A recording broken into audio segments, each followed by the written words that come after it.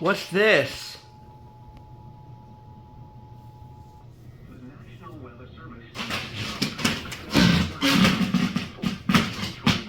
Parish in central Louisiana, southeastern Rapides Parish in central Louisiana, until midnight Central Standard Time tonight.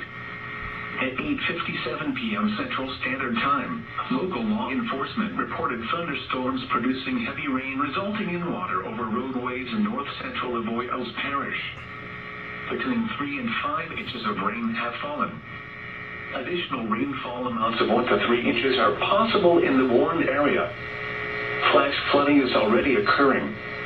Hazard, life-threatening flash flooding. Thunderstorms producing flash flooding.